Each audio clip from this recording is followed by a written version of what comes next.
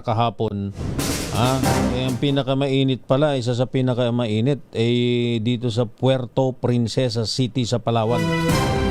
Mabuti kung maging mainit dyan dahil magaganda yung mga beaches dyan.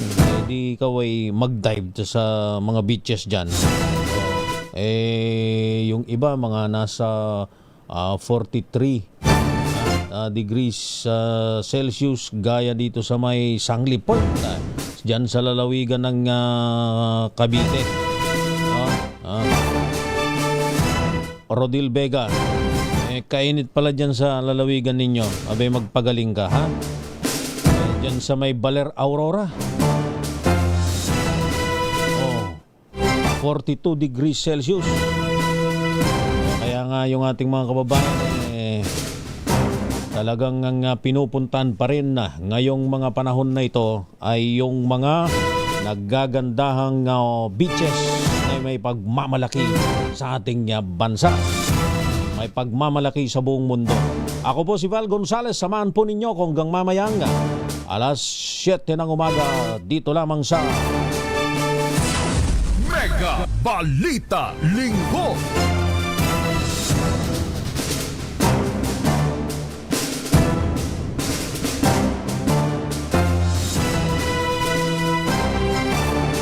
At ngayon, narito na ho ang ulo ng mga nagbabagang balitang sinubaybayan ng DZRH News sa nakalipas na 24 oras. Mega Balita Linggo. Rollback sa diesel, kerosene, asahan na sa araw ng Martes. Gasolina, posible namang walang paggalaw. Mega Balita Linggo. Court of Appeals naglabas ng freeze order sa assets ni Representative Romualdez ayon huyan kay Ombudsman Boying Rimulya. Mega Balita Linggo. Precautionary hold departure order laban kay Senador Francis Chis Escudero Maynard Ngo, hiniling ng Ombudsman. Mega Balita Linggo. Dalawang US citizen kasamang napatay sa Negros Class ayon huyan sa NTF ELCAC. Mega Balita Linggo. NCAP kontra sa mga magkakalat, ipatutupad na ng MMDA. Mega Balita Linggo. At singil sa kuryente ng Meralco posibleng bumaba sa buwan ng Mayo. Mega Balita Linggo.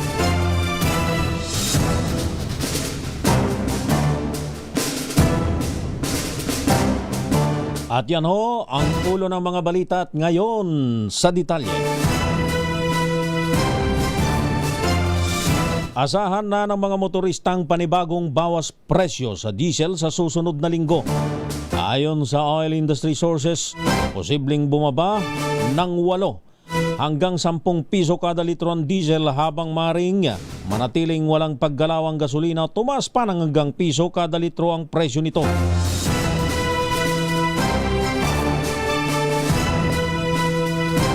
Parang minamalit na lang natin ngayon yung piso na pagtaas dahil sinanay na tayo doon sa mega witring pagtataas sa presyo. Batayo ito sa unang 4 na trading days ng Minoplatz Singapore o MOPS na pangunahing batayan ng presyo ng refined petroleum products sa Asia Pacific. Wala namang inilabas na pagtaya ang Department of Energy sa posibleng maging paggalaw ng kerosene.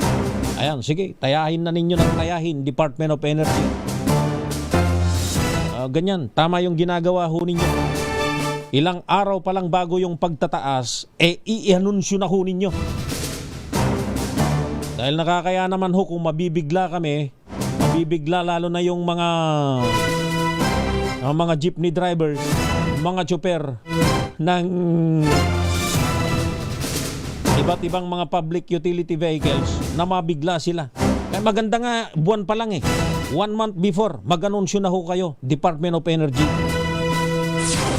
Mega Balita Linggo.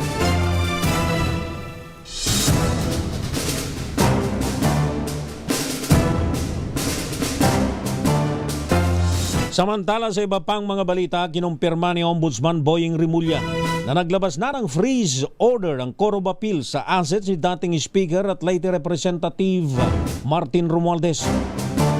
Sa programang DZRH Executive Session, sinabi ni Rimulya na si Representative o si Congressman Romualdez ang tinutukoy ng Anti-Money Laundering Council sa freeze order laban sa di pinangalanang kongresista.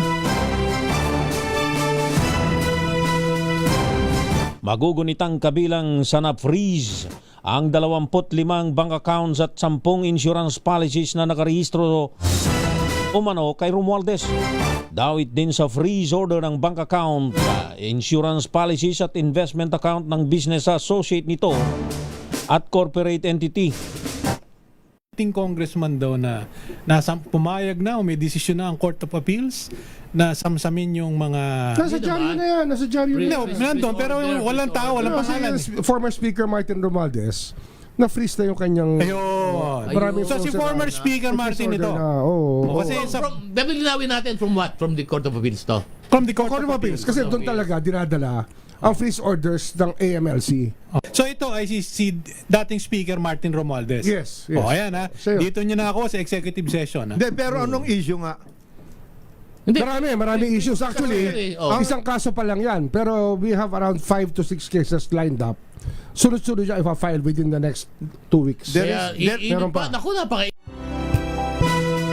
Samantala, sinabi ni Rimulya na nasa 5 hanggang 6 na kaso pa nga ang ihahain hanggang sa susunod na linggo na paaaksyonan din sa AMLAC.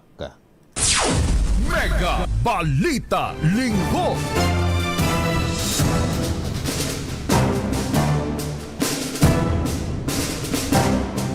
Labing siyam na minuto makalipas ang 6 ng umaga, iginiit ni Ombudsman Boying Rimulya na hindi ito maring mag-inhibit sa anumang iniimbestigahan ng kanyang opisina. Sa programang executive session sa DZRH, sinabi ni Rimulya na katungkulan ng Ombudsman na maging tanod bayan laban sa korupsyon, alinsunod sa saligang batas. Aniya paano maparurusahan ang sangkot kung mag-i-inhibit ito sa investigasyon. Una rito, hiniling ng kampo ni dating House Speaker at Leyte Congressman Martin Romualdez sa Ombudsman na mag-inhibit ito sa preliminary investigation ukol sa flood control scandal dahil sa manoy pattern of prejudgment. Sagot pa ni Rimulya sa abogado ni Romualdez na nagsabing mag-inhibit siya, bumalik ka sa law school. Prosecutors are supposed to side with the victims of crimes. Ayun, di ba? Tama. Ngayon, ano ba ang Office of the Ombudsman? Ang origin po namin sa Pilipinas, tanod bayan. Tama. Kami ang bantay ng bayan Tungkol para sa ang mga mga corruption ay mabantayan at Mga abuso. mga pang-aabuso ng kapangyarihan ay maawat natin at matigil natin at maparusahan. Paano natin mapaparusahan niya kung mag-i-inhibit ka? Ayun. Duty mo yan eh. Yan ay katungkulan po namin sa saligang batas. Constitutional Saligang yan. batas. Ayun, Oo, importante. sa saligang batas. Constitutional Ngayon, duty yan. yung nagsasabi niyan, Oh. baka absent siya nung tinuturo yan Hindi sa nag-aaral. school. Hindi nag-aaral. Hindi Baka nag-aaral. absent siya. Oo, Absent. oo. Tama naman si Ombudsman Boying Rimulya. Mabuti kung yan ay regular court o lower court. Halimbawa, sa isang RTC, pwedeng mag-inhibit. Ibasa niya dun sa ibang mga judge na didinig sa kaso. Pero sa usapin ng ombudsman, sino? Kanino niya ipapasa? Mega Balita Linggo.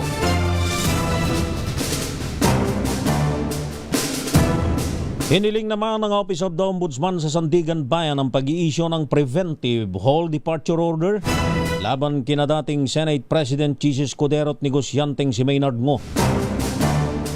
Ang dalawa ay iniimbestigahan sa wanay plunder, graft at indirect bribery kaugnay ng flood control scandal. Matatandang sinabi ni dating Public Works Undersecretary Roberto Bernardo na si Ngu ay close friend at campaign contributor ni Escudero. Nag-deliver din naman si Bernardo ng 160 milyong piso sa nabanggit na negosyante para sa dating leader ng Senado. Marin namang itinanggi ni Escudero at ni Ngu ang nabanggit na mga aligasyon at anumang pagkakasangkot sa manoy kickback sa flood control projects. Mega Balita Linggo. 23 minuto na makalipas ang 6 ng umaga. Dalawang American nationals naman ang kasama sa 19 na napatay sa enkwentro sa militar sa Negros Occidental. Kinilalang mga itong sina Lyle Frijules na konektado mano sa anak bayan USA at kay Dana Remsorem na kasama nitong dumating sa Pilipinas noong nakalipas na buwan ng Marso. Ayon sa National Task Force to End Local Communist Armed Conflict o NTF-ELCAC, nakababahalang sangkot ang mga banyaga sa mga kagayang kaguluhan sa lokalidad. Nananawagan ng NTF-ELCAC sa mga Pilipino na naninirahan sa ibang bansa, lalo na sa Estados Unidos, na mananatiling alerto at mapanuri sa mga bagay-bagay. Itong Enero lamang ay nailigtas ng Philippine Army sa isang hiwalay na enkwentro ang PhilAm activist na si Chantal Aninoche na sinasabing iniwan umano ng mga kasamahang New People's Army habang nagbabakbakan, tinakbuhan yung babaeng kanilang kasamahan. Mega Balita Linggo.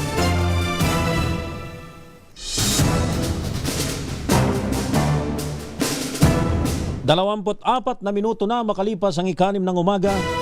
Maghahain naman ang resolusyon sa Kamara si mamamayang Liberal Party List Representative Leila de Lima. Ito'y upang imbestigahan ang Negros Occidental Military Operation. Para sa mambabatas, sumaharap sa seryosong aligasyon ang kasandaluhan dahil sa dami ng mga nasawi na umabot sa 19. Layo umano ng hakbang na ito na masagot ang maraming tanong patungkol sa pagiging lehitimo ng tinawag niyang nakababahalang insidente. Kasama sa mga namatay ang UP student na si Alaysa Alano at Kabataan Party List nominee noong 2022 elections na si RJ Ledesman. Para ho kayo'y maliwanagan dun sa mga nalalabuan at sana Senador o Congresswoman Leila de Lima,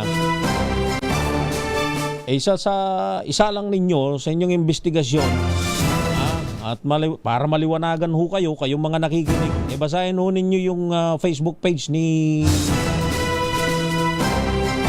Harold Kabunok. Ano na ba rango ni Colonel Kabunok? Harold Kabunok ng Armed Forces of the Philippines. Nandun ho yung mga detalye. Mabait pa nga ho siyang magpaliwanag dun sa kanyang FB page Mabait pa ho siyang magpaliwanag. Kayong mga nalalabuan, baka makakuha kayo ng mga impormasyon ho doon, kasama ng mga impormasyong inyong nakukuha rin dun sa iba, para naman mabalansin ninyo kung sino ho yung nagsasabi ng totoo. Yun, basahin ho ninyo. Yun, masipag hong magbigay ng mga impormasyon at magbigay ng babala sa mga magulang.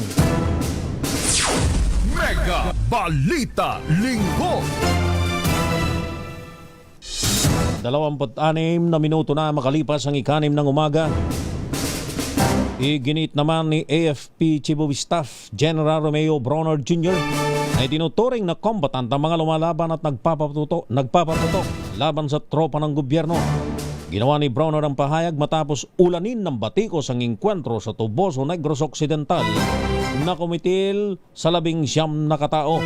Sa walay na pahayag, sinabi ng Armed Forces na intelligence-driven ang naturang operasyon. Ayon kay Bronner, patunay rito ang sandamakmak na mga armas na nakumpiska ng AFP sa pinangyarihan ng madugong bakbakan. Mega Balita Linggo. Namimiss ko tuloy si Katotong Bing Formento. Yung kanyang programa dito dati sa DZRH tuwing Sabado yata yan. Anong pa? Yung defense corner, may drama pang nalalaman Kumusta ka na, Kuyang Bing Formento, na nandyan ngayon sa aming probinsya, dyan ho sa Amerika? 27 minuto na makalipas ang 6 ng umaga. This time check is brought to you by ACS Manufacturing Corporation, ISO certified, maker of world-class quality Pride detergent.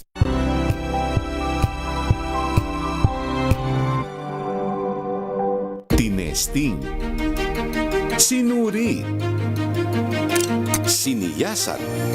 Ang resulta, super effective ang Shield sa pagpatay ng bakterya at virus. Shield